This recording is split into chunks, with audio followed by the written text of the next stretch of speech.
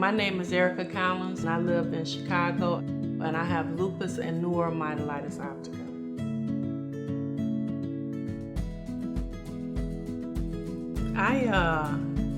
I was with my mentor.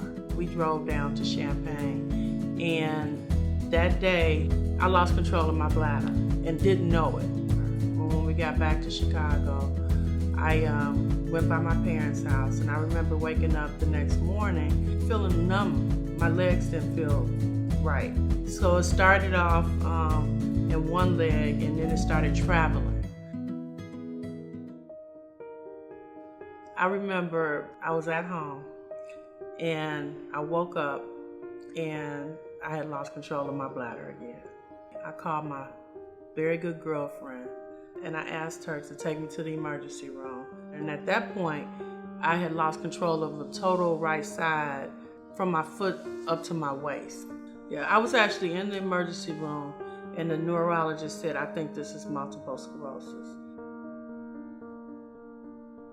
I was being treated. I was treated for a year, and within that year, I was hospitalized for weeks at a time, 5 times. I was wheelchair bound, and it wasn't getting better. And so my 5th hospitalization is when the doctor said, "We don't think this is multiple sclerosis." I saw a rheumatologist. It was actually at that time the chief of the rheumatology department at this particular hospital. They decided to treat it as lupus. When I was given the additional diagnosis, was in October 2008, and I had a major relapse. The doctor said that I wasn't responding to the chemotherapy, and they came back with a diagnosis of neuromyelitis optica.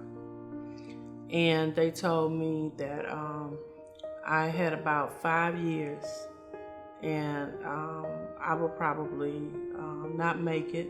And within those 5 years, I would definitely have to go to a nursing home and require long-term care.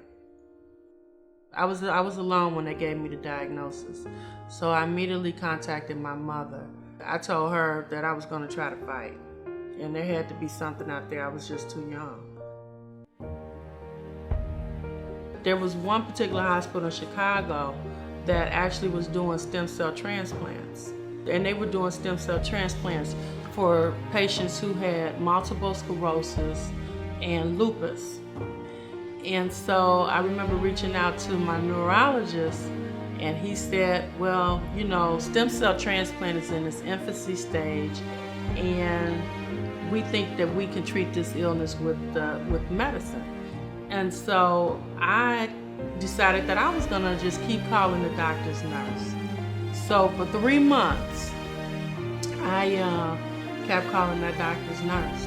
She said, I remember her saying, "Erica, I'm going to ask Dr. Bird if he'll see you, and if he says no, then you just have to live with that."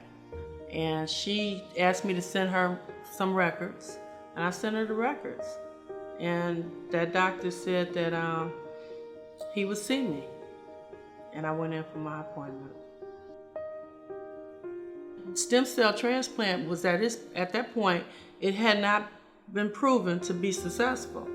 I think that people have to push the boundaries with their doctors sometimes. If you feel in your heart that there's more that can be done for your quality of life or to save your life, then I think you have to push those boundaries.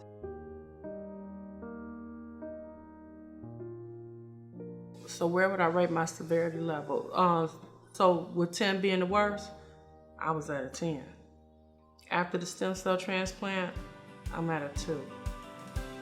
I don't live my life now not experiencing some things. They say it takes about a good 5 years before your body's 100%.